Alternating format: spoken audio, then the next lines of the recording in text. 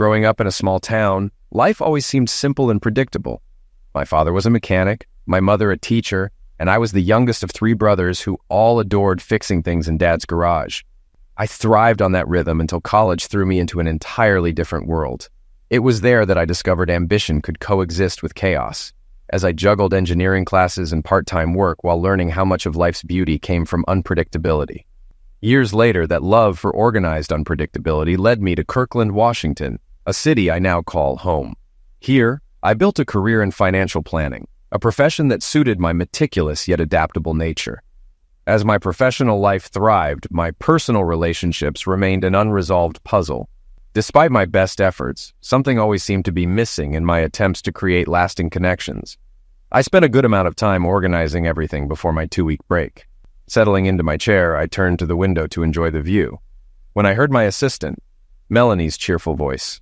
She asked if I was ready for the big day, joking about making sure this marriage stuck, and teasing me about my record for most marriages in a decade. I grinned, acknowledging her humor, and we talked briefly about how it had all been a pile of nonsense. She asked if I needed anything else taken care of, but I assured her everything was in order. I was grateful she suggested I take a break after Wednesday, especially with the Saturday wedding ahead. Tonight, I planned to relax at the pub before diving into the hectic Thursday and Friday. We agreed to keep the wedding low-key. Over the years, Melanie had become one of my closest friends. I brought her on shortly after joining Personal Wealth Financial almost a decade ago. I still remember her interview well. Her credentials were impressive, but when she walked in, she appeared thin, withdrawn, and clearly unwell. Despite her illness, she powered through the interview, showing the kind of resilience that made her an invaluable part of the team.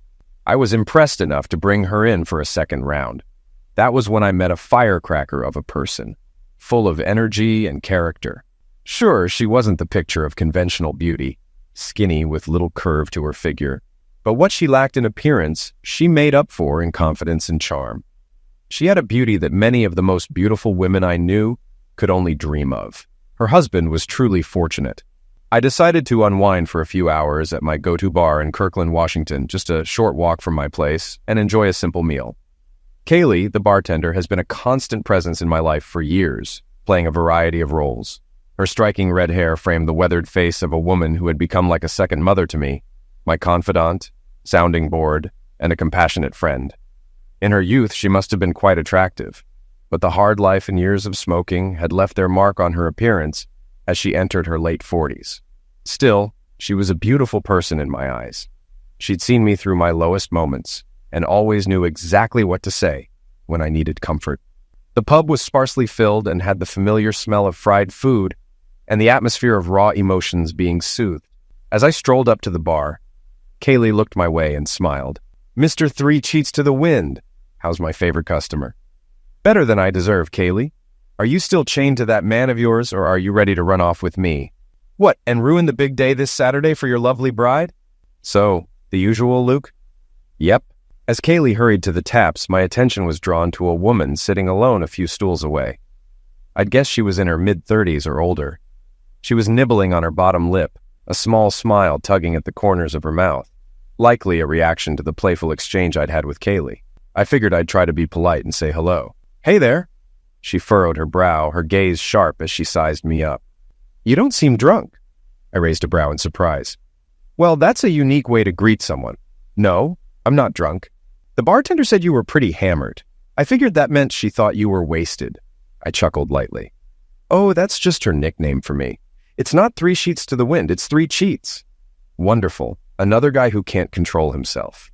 She seemed to press her lip between her teeth more firmly, and the irritated look on her face told me there was some personal history behind her words. Just as I was about to respond, Kaylee set my beer down in front of me and came to my rescue. Kaylee quickly stepped in to defend me, assuring the woman that I wasn't the one who had been unfaithful. As the words sank in, a visible sadness washed over her, and her lips began to tremble.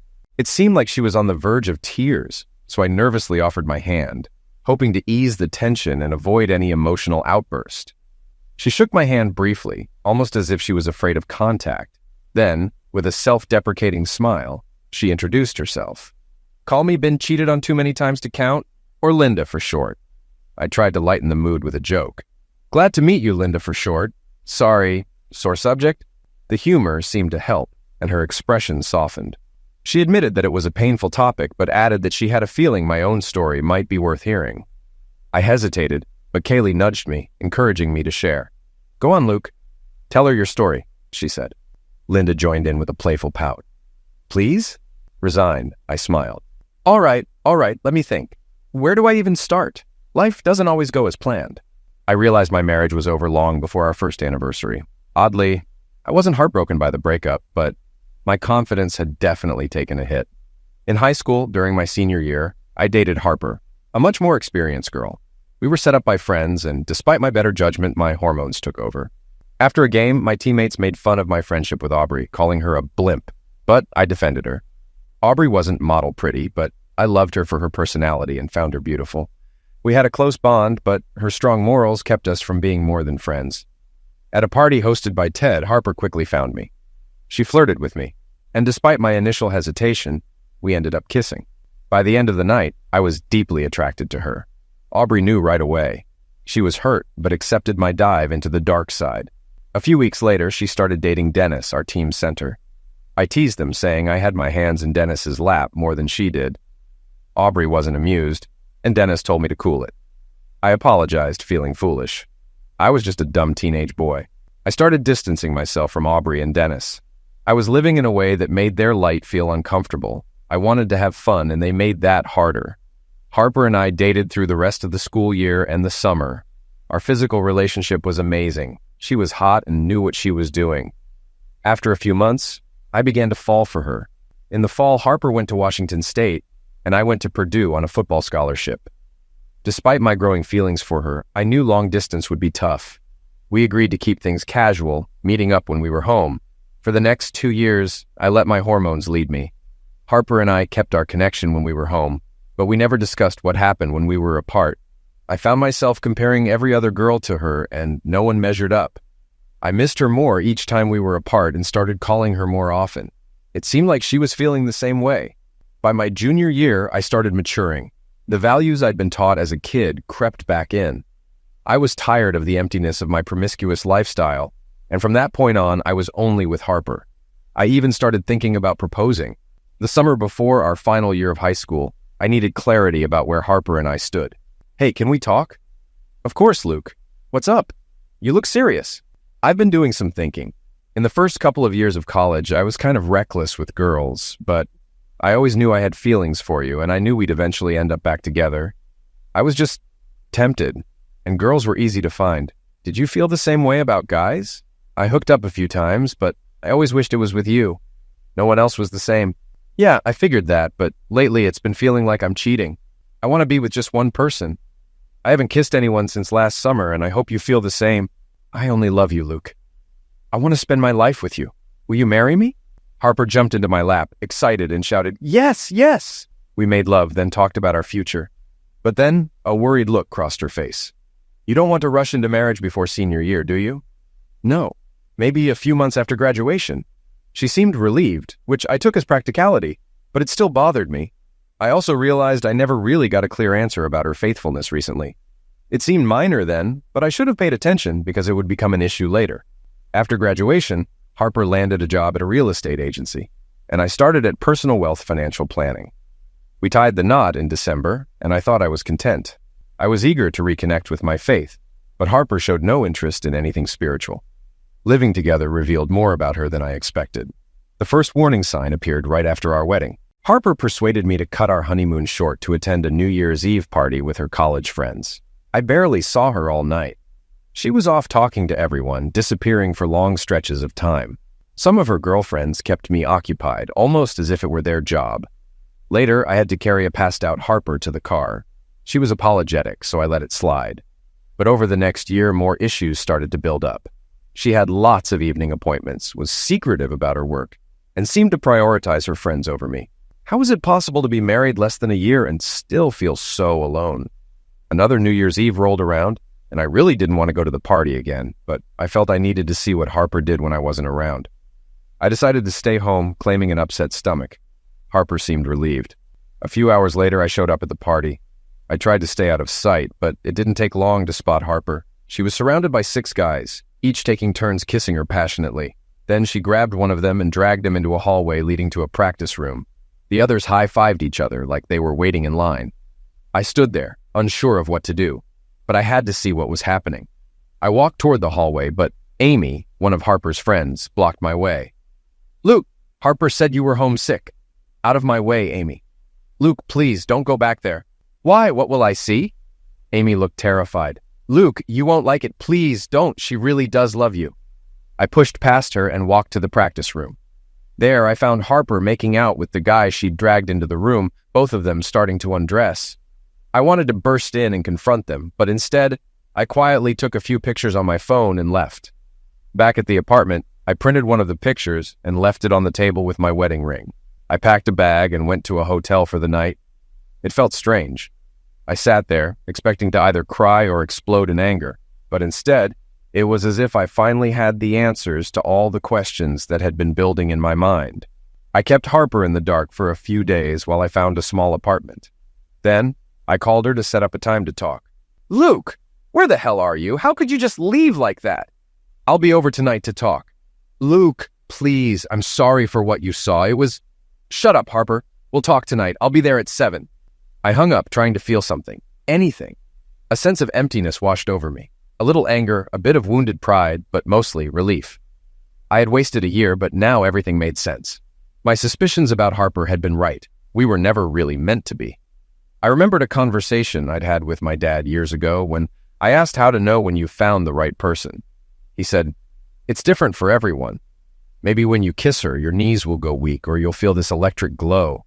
You'll know." I'd never felt that with Harper. Sure, our kisses were passionate, but I realize now it was all physical. I never felt that deep connection my dad talked about. Surprisingly, I was okay. Disappointed, yes, but I was handling it. I arrived at the apartment around 7, walking in without knocking. Harper was sitting at the kitchen table, staring at the photo and my wedding ring. When she looked up at me, her expression was one of quiet acceptance. "We're done, aren't we?" she asked. I sat down across from her. "Yes. Aren't you going to get angry or something?" "Why, should I?" "I think I would. It looks like I've finally seen the real you, Harper, and honestly, I don't believe we were right for each other.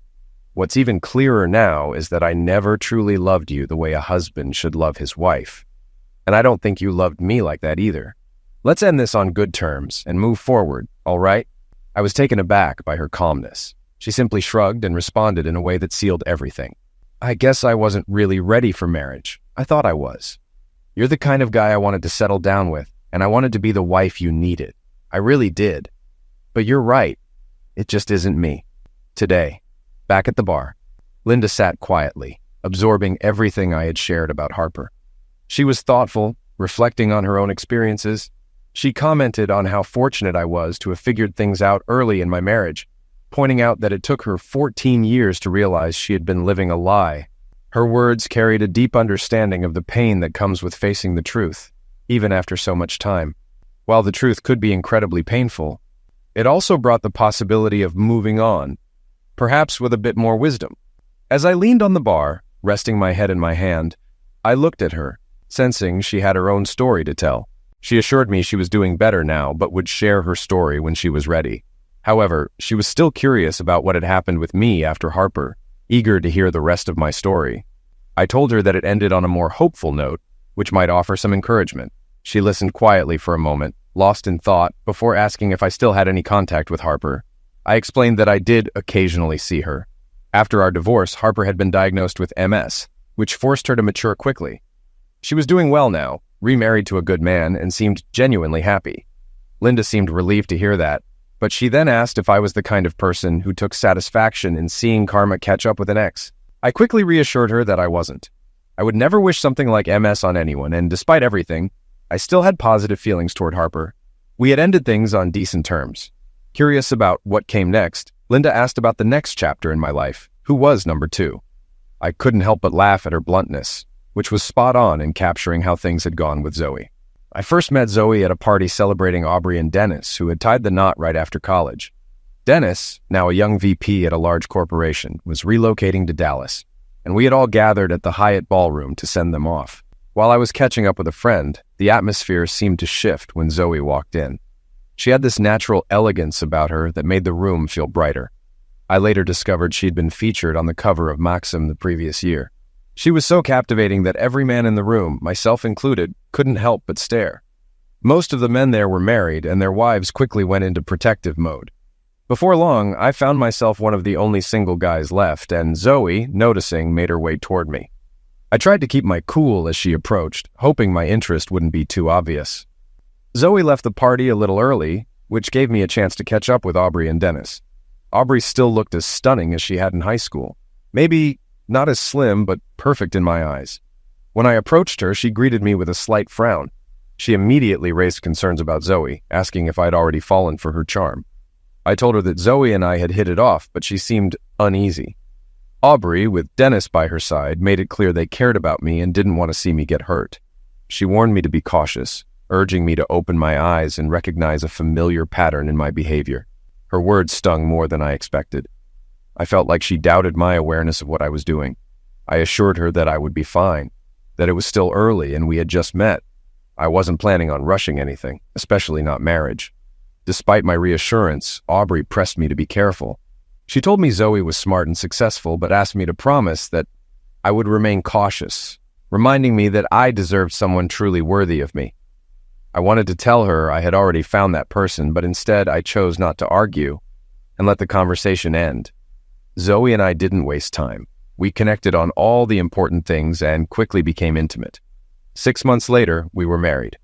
I made it clear that faithfulness was important to me, and she seemed to share the same commitment. I thought we had what it took for a lifetime together. Zoe ran a small modeling agency and focused on maintaining a good work-life balance. We married simply, full of hope for the future. Our home life was warm, and our intimacy life was incredible. Zoe gave me no reason to doubt her loyalty. After 3 years of bliss, we talked about starting a family. Zoe seemed excited, but I noticed she hadn't taken steps to get pregnant, like going off the pill, as we'd agreed. Still, I felt lucky to have her. Then, just when everything seemed perfect, life threw a curveball. It was a dark, rainy Monday when I got one of the worst phone calls of my life. "Aubrey, what's going on?" I answered, hearing the worry in her voice. "I don't want you to worry, but Dennis has leukemia." "Oh my God, just found out." "Yeah, the doctor says there's a lot they can do now, but still, it's a shock. Dennis is pretending to be okay, but I can see through him. Please keep us in your thoughts." "Of course, I'll be praying for him." I felt helpless, the weight of her words sinking in as I sat there, unable to make sense of it all. I could hear the fear and sadness in Aubrey's voice, even though she tried to sound hopeful. She was trying to mask her own deep anxiety, but I knew her too well. I wanted to be there for both her and Dennis, but I couldn't. We usually caught up by phone once a month, but I promised myself I'd make it weekly from now on. Though thousands of miles away, my friend needed me. The call ended, and I felt overwhelmed, drowning in worry. I stared out my office window at the rain, trying to process everything. Just then, Melanie, my assistant, entered my office, her eyes red and face flushed. I assumed she'd heard about Dennis and Aubrey, but I was wrong. "Luke, you know I love you, right? And I'd never hurt you?" "Mel, you're scaring me. What's going on?" "I've been stressing all weekend about this, but you need to know. My husband and I were out for our anniversary Saturday at a jazz club downtown, and Zoe was there with another guy. I took some pictures. I'm so sorry, Lukey." The photos made it clear. Zoe was all over the guy, kissing, touching, dancing. I felt my world crumble as tears streamed down my face. First, Dennis's diagnosis, now this betrayal. Melanie hugged me tightly, apologizing for ruining their night, but I thanked her for telling me the truth. I printed the photos and prepared myself for a confrontation with Zoe. To gather some courage, I stopped by the pub. Kaylee, the bartender, helped me calm down. Some old friends were there, and 2 of them, football buddies, had already planned to teach Zoe's lover a lesson. I later found out they tracked him down and beat him up. Part of me wished they hadn't, but another part of me was glad. The wait for Zoe to return home felt endless. I was overwhelmed with a mix of anger, regret, and hurt. When she finally walked through the door, as cheerful as ever, I was ready to confront her. She greeted me with her usual enthusiasm and tried to kiss me, but I stopped her, telling her to sit down immediately. She flinched, barely catching herself as she sat in the chair, confused by my tone. I laid the photos out on the table, one by one, and asked her if there was another way I should communicate with her.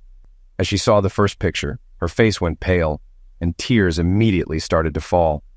Though a part of me wanted to feel sympathy, my anger took over.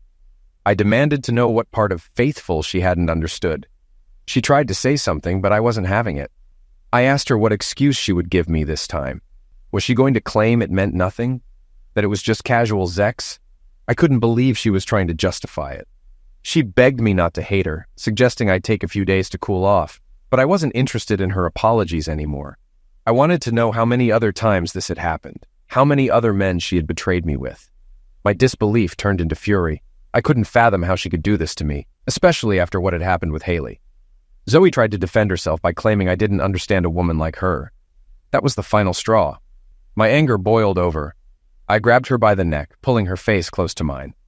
I called her something worse than a pig, something lower, a term unworthy of the comparison. I realized then how badly she had fooled me, and the thought of her laughing about it with her boyfriend behind my back sent a rush of disgust through me. I shoved her away, terrified of what I might do next. Her eyes were filled with fear and guilt, and as much as I wanted to feel satisfaction, it only made me more disgusted. I turned away, trying to control my shaking voice. I told her I would never understand a liar or a cheater. She had destroyed everything we had, shattered me, and shown me exactly who she was. I knew I could never trust her again. I paced the room, the sound of her sobbing in the background. I gave her one final order. I wanted her out of the house by that night. My lawyer was already working on the divorce papers, and the prenup was in effect. She had no claim on anything now. I gave her 30 minutes to pack, and I told her everything else would be handled through text. Just as I turned to leave, her desperate cries stopped me. She begged me to stay, telling me she loved only me. I paused, my back still to her. I told her I no longer loved her. When I looked at her now, all I saw was ugliness. I told her not to even try to claim she loved me. Love didn't do what she had done. She loved only herself. I told her to leave before I came back, and I warned her to tell her boyfriend to run, far and fast, back to the bar. Linda paused for a moment before speaking. Your reaction was more intense than I anticipated. Even though we've just met, I get the sense that you're typically a kind and considerate person. Kaylee quickly added, Luke is definitely kind and considerate, but betrayal brings out a different side in all of us. I'll admit, I lost my temper, I responded. But Linda, I know you've been hurt by a cheater before, so maybe you can relate. With Harper, I always knew we weren't meant to be. But with Zoe, I honestly thought she was the one. She tore me apart. I said things out of rage, trying to hurt her without crossing the line physically. But everything I said was the truth. Maybe she'll learn, maybe she won't. So what happened after that? Did you get closure? Or did you part on good terms? I calmed down after a while and we talked. If it had been a mistake, I might have tried to salvage the marriage. I'm not perfect, and I'd want forgiveness if I were in her shoes. But this wasn't a mistake. The affair had started before we even got married, and she wouldn't put an end to it. We separated, but it wasn't amicable. Surprisingly, Zoe agreed to the divorce without much fight. She moved her business to New York, and I haven't heard from her since. What about her lover? You mentioned he got hurt. Did that cause any trouble for you? He had bruises and was in pain for a while, but he healed. What bothered him most was the scar on his eye. It jeopardized his modeling career, but even that faded. Strangely, Zoe ended up being my alibi, since the attack happened 45 miles away while I was at home confronting her. At first, I felt like justice had been served, but that feeling didn't last. Sure, he was a sleazebag, but I didn't want that to happen, and I never encouraged it. So that's two. You've gone for the same type of women and expected a different outcome. I gave a wry smile. Sounds like something my friends would say. They've all told me the same thing. I guess I'm a slow learner because I ended up making the same mistake after Zoe. You're joking. Nope, I wish I were. As bad as it was, you'll probably get a kick out of how I found out about Samantha's affair. Samantha. My divorce was finalized in October 2016, and I decided to head to Dallas to spend Thanksgiving with Aubrey and Dennis. As expected, air travel that week was chaotic, and I ended up stuck at SeaTac for hours due to delays. I was zoning out in the airport lounge nursing a beer when a blonde woman sat down across from me. She was still on the phone, visibly frustrated. She was speaking to someone, explaining that she couldn't control the airline's decisions and couldn't just demand they take off because someone needed her on time. I couldn't help but notice how cute her dimples were when she got worked up. I smiled to myself, but as soon as she ended the call, she looked up and caught my gaze. She immediately shot me a playful but defensive look and asked if I was laughing at her. I quickly apologized, assuring her I wasn't. I told her I had simply noticed how cute her dimples were when she was frustrated. She laughed, and I could see her blush, clearly a bit embarrassed. She explained that her mom was being difficult, expecting her to be on time when the airlines were clearly at fault. I empathized, knowing how stressful air travel could be, and asked if she was okay. She sighed, mentioning that she loved her mom, but that the stress of flying combined with her attitude was a bit much. As she glanced at her phone, I noticed it was ringing, and I pointed it out to her.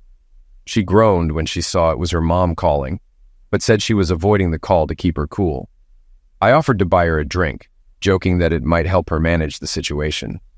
She raised an eyebrow at me, skeptical of a drink from a stranger, but I quickly introduced myself.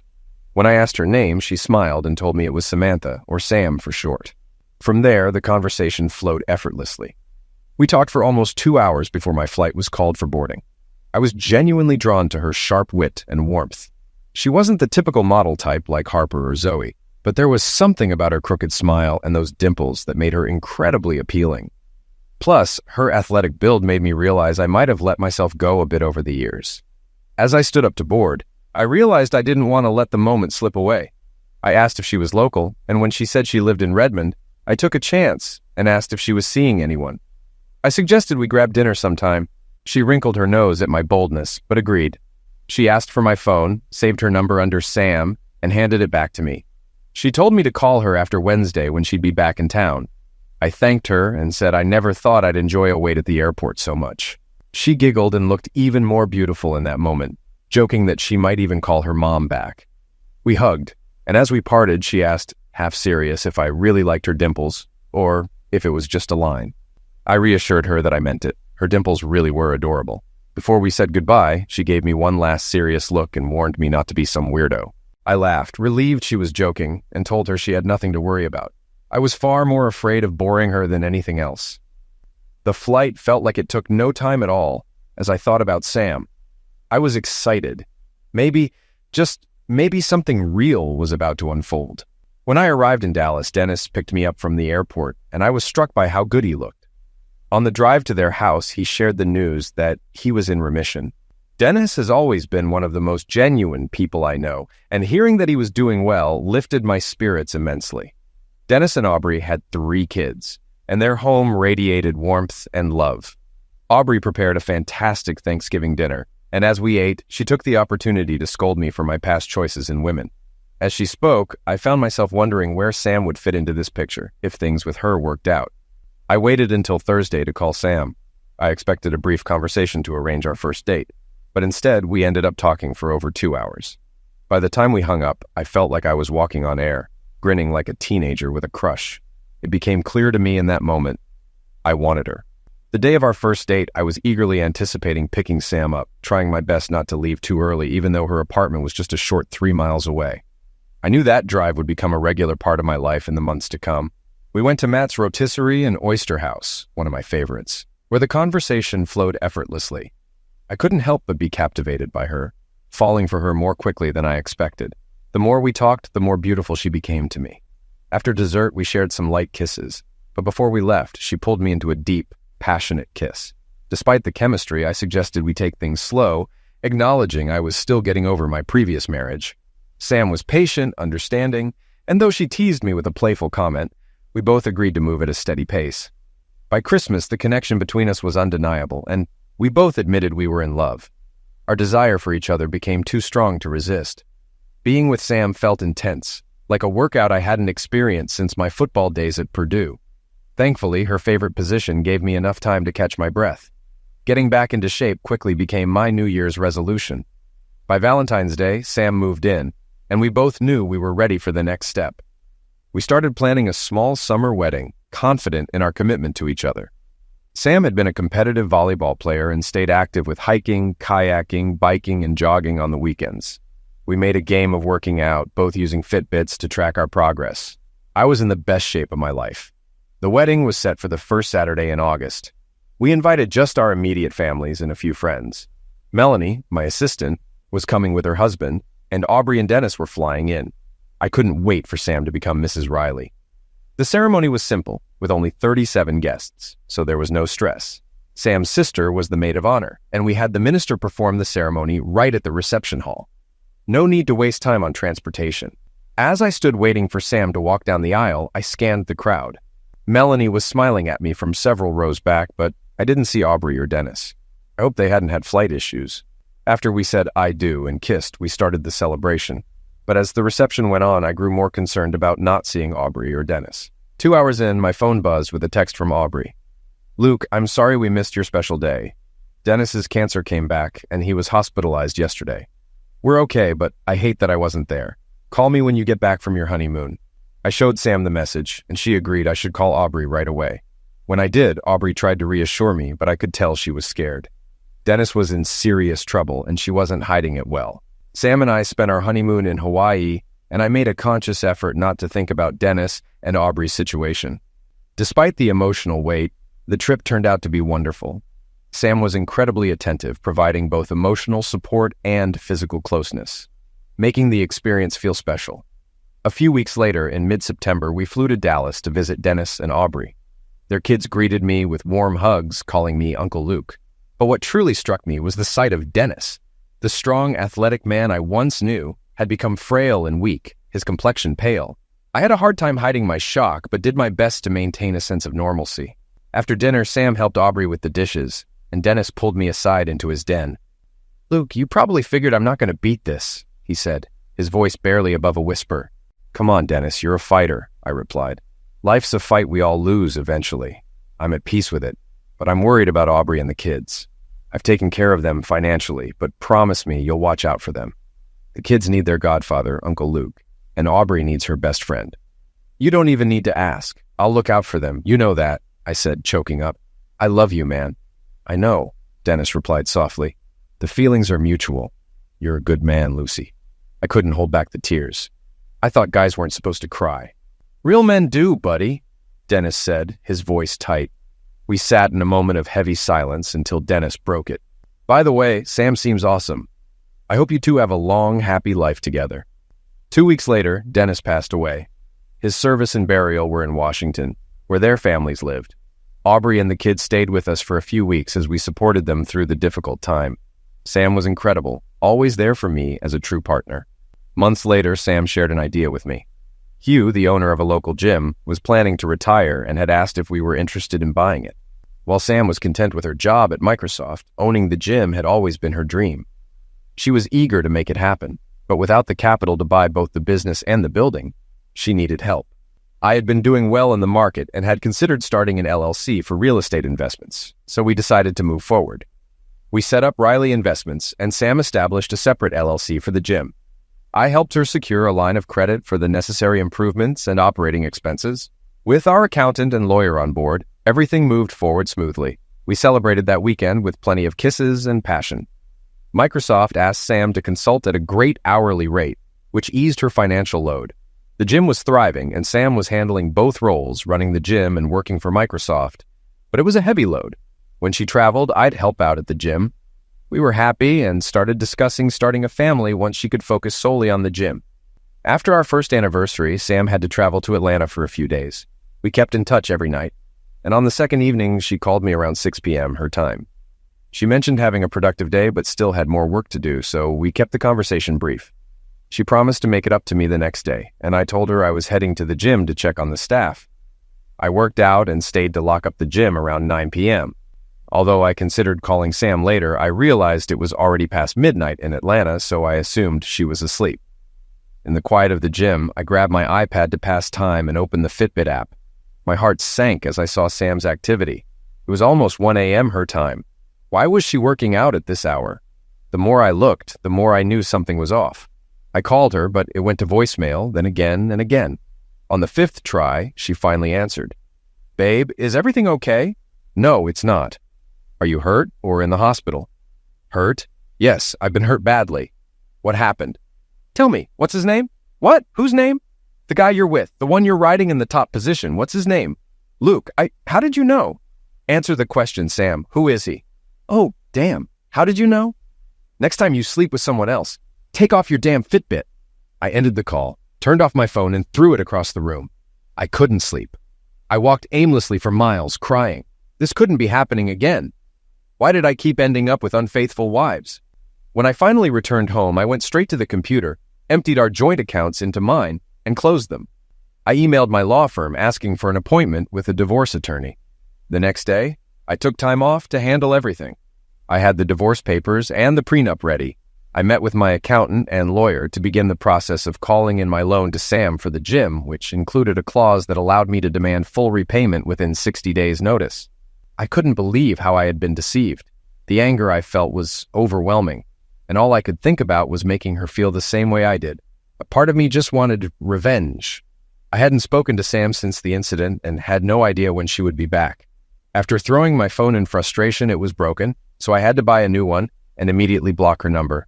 I reached out to Aubrey for support. She helped calm me down, reminding me not to act out of spite. As always, she was the voice of reason when I least wanted to hear it. I promised her I'd try to stay composed. I considered going to the pub to clear my head, but since Sam was due to return soon, I hoped to confront her when she got home. Unfortunately, I wasn't able to make it back in time. I walked in to find Sam crying. She ran toward me, but I pushed her away. "Don't touch me, Sam." "Oh, please. I'm sorry. Please forgive me." "Sorry? No, not happening." "Don't leave me, please. I don't want to lose you." "Lose me? You threw us away." "Luke, please, I was stupid. I thought..." "Thought what? That you could get away with it? That I wouldn't care? You thought you'd smash our vows and I wouldn't mind? Or maybe you thought you could sleep around and I wouldn't notice? Or maybe you thought I'd just keep loving you after you destroyed everything?" No, I didn't think that." "Then what did you think? That it would be just recreational sex? Do you think I'm that naive?" "It wasn't justified. It was just stupid." "Stupid? You didn't even think it through.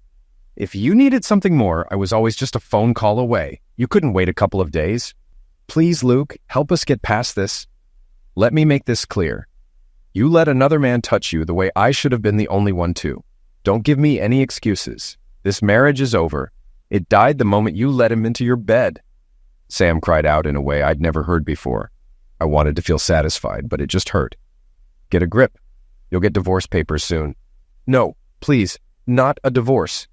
The prenup applies. You'll get nothing, and I'm calling in the loan. You owe me over $350,000. You've got 60 days to pay it, or I take the gym. No, Luke, you'll ruin me. Shut up and listen. If you sign the divorce papers, I won't call in the loan. Fight me, and I take everything. I don't care about the money or the gym. I just want you. Please, let's work through this."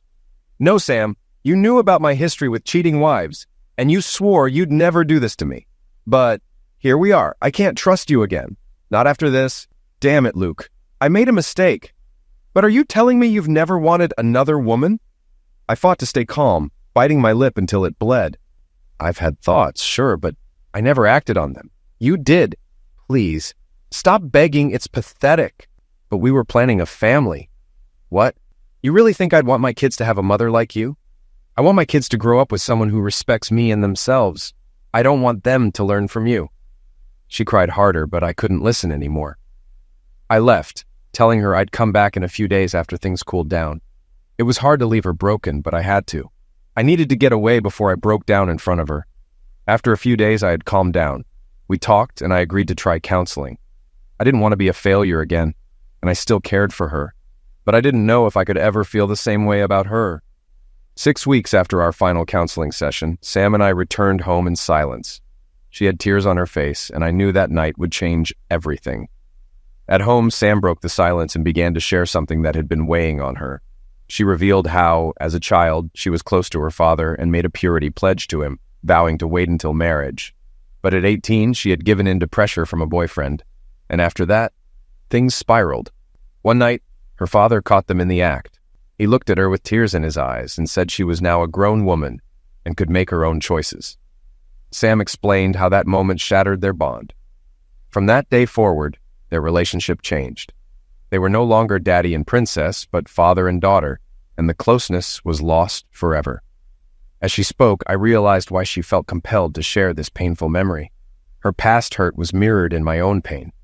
She explained that when I looked at her, she felt the same way she had seen her father's pain, like I was reliving her betrayal every time. Sam admitted that no matter how much I loved her or how faithful she was, I would always fear the possibility of her betraying me again. She believed something between us had been broken beyond repair. She paused and, after a long silence, told me that I deserved someone I could fully trust, and she deserved someone who saw her as she once was. We both needed to move on, separately, back at the bar. Linda's emotions were raw, tears silently streaming down her face, and I felt a lump in my throat as I relived the nightmare. After leaving Sam, I went to the pub. Kaylee, sensing something was off, quickly pulled me into the office. The door barely closed before I broke down in her arms, crying uncontrollably. She stayed with me for hours, helping me calm down, and eventually made me laugh. That's when she gave me my nickname, 3 Cheats to the Wind, reminding me I would get through this like I had before. Though I swore I'd never make the same mistake again, Kaylee knew better. I just needed time before I could move on. Linda, who had been quietly listening, nodded in understanding. She smiled slightly and placed her hand on mine. "You seem okay now. In fact, you look more than okay. You give me hope," she said. "I moved here for a fresh start, and fate brought us together so you could share your story." I reflected on my past mistakes. I realized I'd been chasing the wrong things. In high school, I prioritized image and fleeting desires over respect and shared values. I let the perfect woman slip away because I was too focused on the wrong goals. Linda softly guessed, "You were thinking of Aubrey." I smiled, closing my eyes. "Yeah, it took some time after Sam, but I finally realized the woman I needed was the one who had always been my best friend."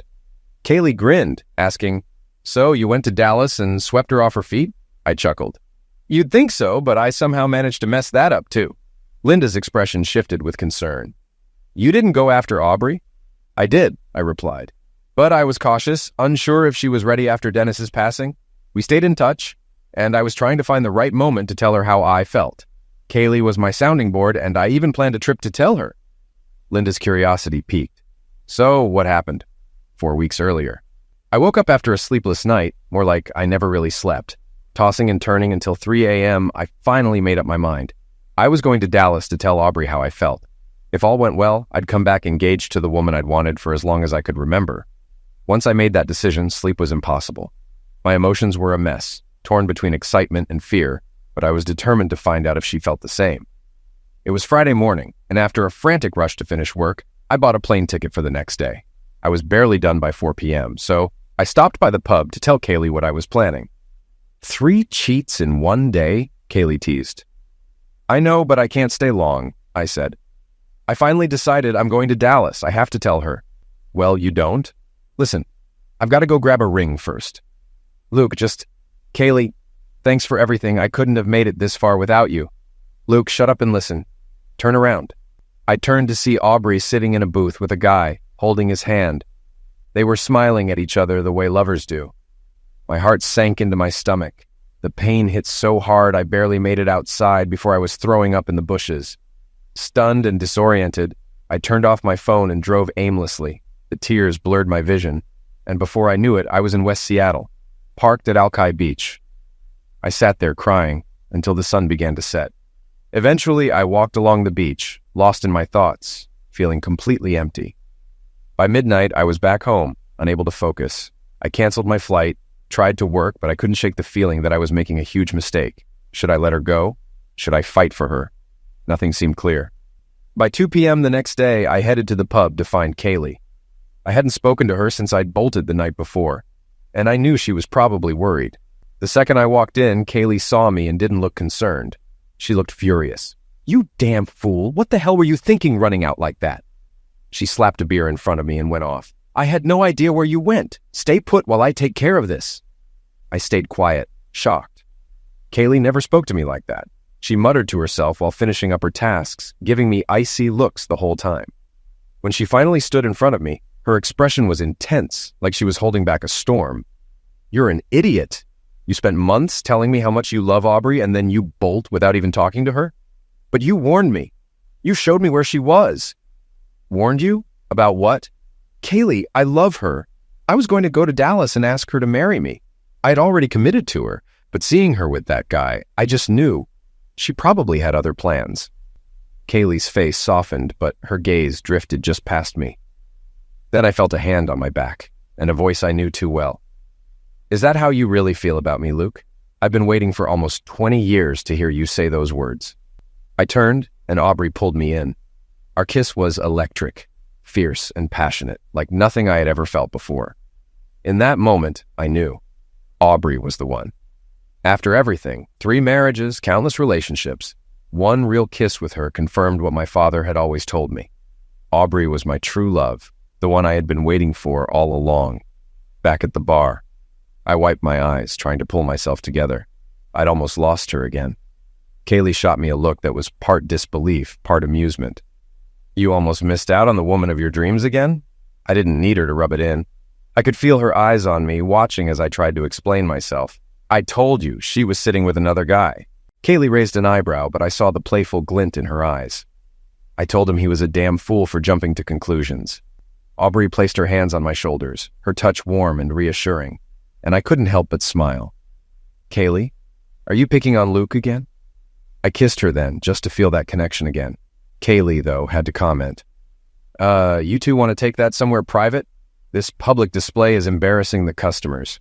Aubrey grinned. We'll make good use of a room in a few days, right, sweetie? Linda, standing nearby, smiled, her eyes a little misty. You two are beautiful together. I turned to Linda, finally remembering to introduce Aubrey. Oh, sorry, Linda. Meet my fiancé. Aubrey extended her hand with a smile. Hi, Linda. Luke's manners are a bit off, but I'm Aubrey. Linda's eyes filled with happy tears. I'm so glad to meet you. Luke's been talking about you all night. Honestly, if he ended up with anyone else, this would have been the worst story I've ever heard. It's amazing when high school sweethearts find their way back. Aubrey raised an eyebrow, looking at me. Luke, you've been talking about me? I grinned, shrugging. You're the only thing worth talking about. Aubrey kissed me again. That soft, teasing kiss that made everything feel right. Oh, you're sweet. But we weren't really sweethearts, just best friends. I had to explain, couldn't let that slide. We both wanted to be more, but neither of us knew how to move from friendship to something else. Aubrey chuckled. Luke was a teenage boy, and I wasn't about to be the subject of his experiments. I couldn't help but laugh along with her, even as I admitted, okay, she's right. Sometimes I wonder how things might have been if I'd grown up faster. I always loved her, but settled for women who looked like her but were empty inside. Linda, always quick with a compliment, smiled warmly. Well, Luke was right when he beamed about how beautiful you are. Aubrey's smile was a little shy, but genuine. You two are too kind. The only thing that matters is when I look in Luke's eyes, I see his heart completely intertwined with mine. I feel like the luckiest woman alive. Linda looked at us both, still emotional, but now with a hint of concern. Wait, what happened to the other guy? Aubrey smiled gently, squeezing my hand. There was no other guy. That was my cousin Paul. I was staying with him while I looked for a place around here. I'd already planned to move back and hoped Luke would finally get the courage to ask me to marry him. Linda laughed, wiping away more tears. You two are perfect. I was hoping that I might have a shot at Luke, but I see that's a lost cause. I moved here from California for a fresh start. I was hoping to find friends, and maybe a soulmate. Kaylee leaned over the bar, her arm draped around Linda and me. Linda, you've got 3 new friends right here. Aubrey added, Yes, you have to come to the wedding on Saturday, especially since you're new around here. Linda hesitated, but the warmth in the room was hard to resist. I don't want to intrude. Kaylee waved her off. It's no intrusion, girl. Celebrating the marriage of 2 of your new friends. You'd better come. Everyone there will be from around here, and I'm sure you'll make tons of new friends.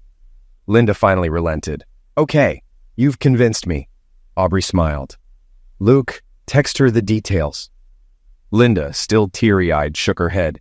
You really are the sweetest couple. Does it seem a shame you had to go through all that to get here? Aubrey paused, thinking carefully before she answered.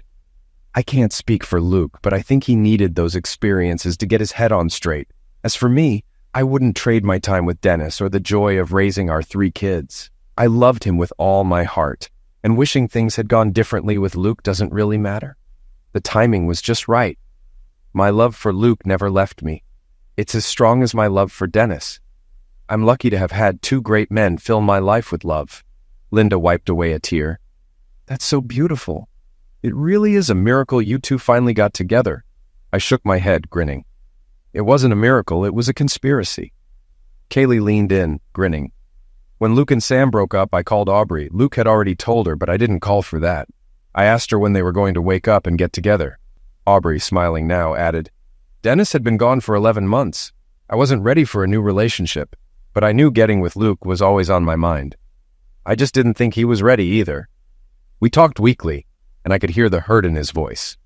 So I told Kaylee to help him heal while I figured out if he'd be ready when I jumped in, finally getting to the part that felt like the turning point. It took about 6 months, but I realized I couldn't think about anything or anyone but Aubrey. I even thought about moving to Dallas to start over and build a future with her. Aubrey laughed. Of course, he didn't know I was already planning to move back to Kirkland. Shh, I'm telling the story, Kaylee teased. And then Luke almost ruined everything with his disappearing act. Aubrey rolled her eyes, laughing. Kaylee! I grinned. Anyway, when Aubrey walked up behind me after Kaylee chewed me out, it felt like I went from darkness to light. Before I could even speak, I was kissing her like never before. It was electrifying, like my heart was finally beating again. Aubrey, remembering the moment, smiled at me. That was some kiss, baby. Every kiss with you feels like that, I said, looking at her lovingly. So, when we finally pulled away, she looked in my eyes and asked, You tell her, sweetie. Aubrey smirked. I said, Luke, do you love me as much as I just heard you tell Kaylee? He was saying such sweet things about me. And I answered, I love you with all that I am. Marry me, Aubrey. That was 4 weeks ago. Linda gasped. Wait, you planned an entire wedding in 4 weeks? I nodded. I've wasted 16 years not being with the woman I've always wanted. I knew she was the one all along, and I blew it with too many bad choices. We weren't going to waste another second. The wedding, when it came, was perfect. There was no question about it. Aubrey was the most beautiful woman I had ever seen. Linda came to the wedding, and while she got to know everyone, she especially hit it off with Aubrey's older brother, who was single. They've been inseparable for months now, and Linda has become one of our closest friends. I'm no longer Uncle Luke. The kids now call me Papa Luke. They even asked if they should call me Dad. I told them I already love them like my own, but their dad was special and they should always remember him as Dad. Papa Lucy worked just fine. Before the wedding, Aubrey asked if I wanted a prenuptial agreement. No way, honey, you are my life, my everything. There's no need for a plan B. So, no 3 cheats to the wind sequel? She teased. No way. Being married to you is better than anything I deserve. My days of marrying cheaters are over. Maybe one of our kids will write a story about us someday and call it, It Only Took 4 Tries, or something like that. Speaking of kids, Mr. Riley, we need to set up a nursery. My past relationships are long gone, and I can finally say with all my heart, oh yeah, life is good.